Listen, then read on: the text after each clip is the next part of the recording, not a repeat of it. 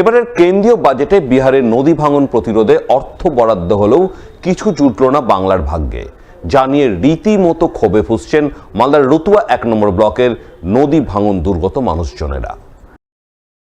উল্লেখ্য, রতুয়া ১ নম্বর ব্লকের মহানন্দাটোলা ও বিলাইমারি অঞ্চলে প্রায় ৩ দশক ধরে নদী ভাঙন সমস্যা জিইয়ে রয়েছে।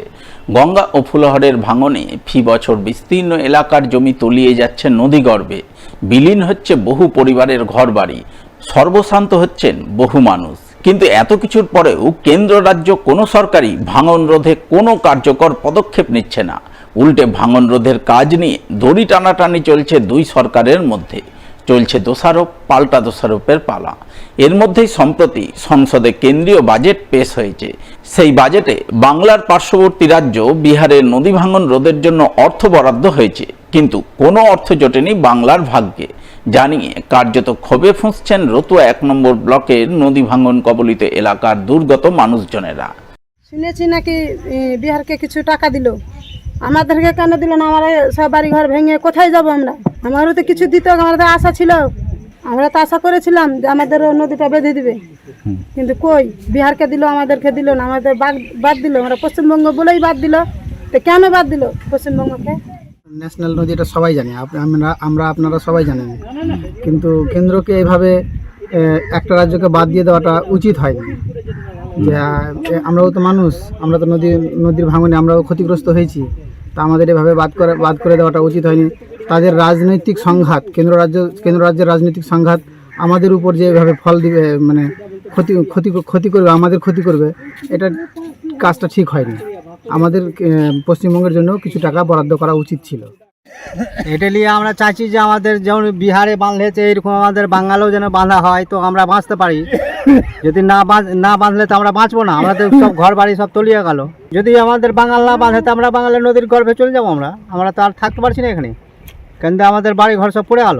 তো কমসে কম বিহারকে যখন বরাদ্দ হয়েছে, তো আমাদেরকে বাঙালের কোনো নেতা নেই, কোনো মন্ত্রী নেই যে আমাদের যে এরকম গঙ্গার গর্ভে যে আমাদের ফেলে দিলে যে আমরা তো বাঁচবো না।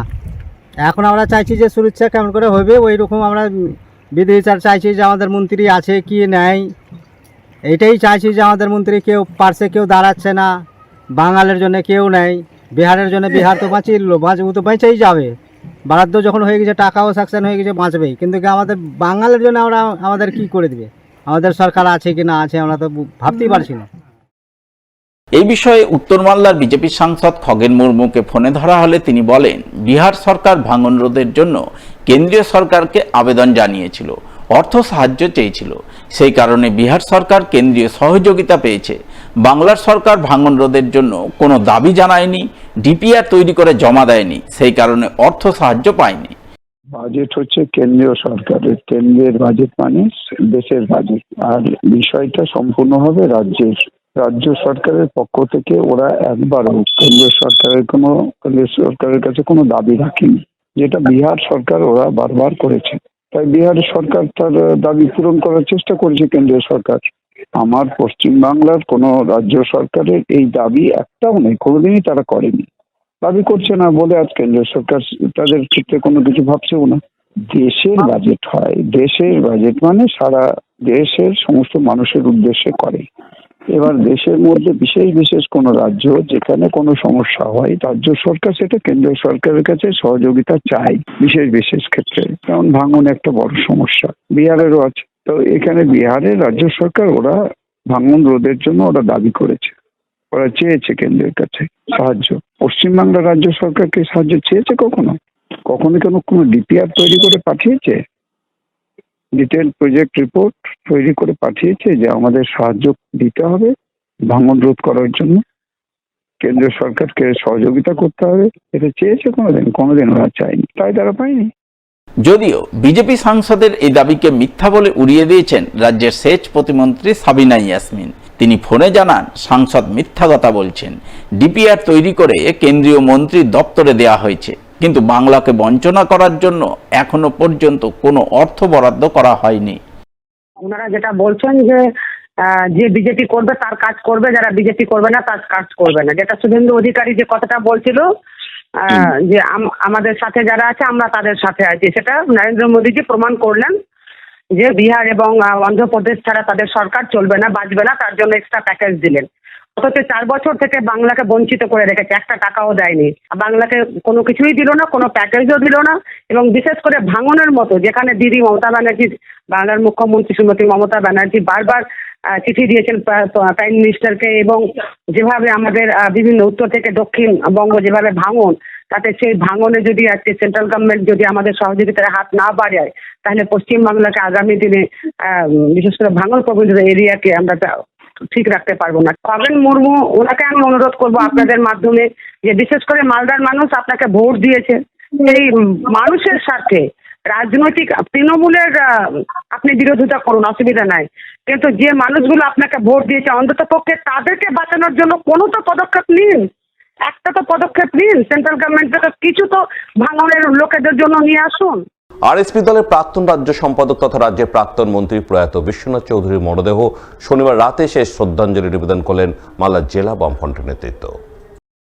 উল্লেখ্য, শনিবার সকালে অসুস্থতাজনিত কারণে 83 বছর বয়সে শেষ নিঃশ্বাস ত্যাগ করেন রাজ্যের প্রাক্তন মন্ত্রী বিশ্বনাথ চৌধুরী। এরপর শনিবার রাতে তাঁর মরদেহ কলকাতা থেকে তাঁর বাসভবন দক্ষিণ দিনাজপুরের বালুরঘাটের উদ্দেশ্যে নিয়ে যাওয়া হয়। যাত্রাপথে মরদেহ পৌঁছায় আরএসপির মালদা জেলা সদর কার্যালয়ে। সেখানে প্রয়াত নেতাকে শেষ শ্রদ্ধা জানান মালদা জেলা বামফ্রন্টের আহ্বায়ক অম্বর মিত্র, আরএসপির জেলা সম্পাদক সর্বানন্দ পাণ্ডে, সিপিআই দলের জেলা সম্পাদক বাবুর সরকার, সিপিআই নেতা তরুণ দাস, সিপিআইএম নেতা কৌশিক মিশ্র সহ একাধিক বাম নেতা নেত্রী। তবে শুধু বাম নেতৃত্বই নয়, এদিন প্রয়াত প্রাক্তন মন্ত্রীর প্রতি শ্রদ্ধাঞ্জলি নিবেদন করেন জেলা তৃণমূলের সভাপতি আব্দুর রহিম বক্সি, জেলা তৃণমূলের চেয়ারম্যান সমর মুখার্জি সহ অন্যান্যরা। আজকে আমাদের পার্টির প্রাক্তন মন্ত্রী এবং আমাদের পার্টির প্রাক্তন রাজ্য সম্পাদক কমরেড বিশ্বনাথ চৌধুরী প্রয়াত হয়েছেন, তার মরদেহ এখানে উপস্থিত হয়েছে। আমরা মালদা জেলা কমিটির পক্ষ থেকে তার প্রতি শ্রদ্ধা নিবেদন করার জন্য আমরা এখানে সবাই উপস্থিত হয়েছি।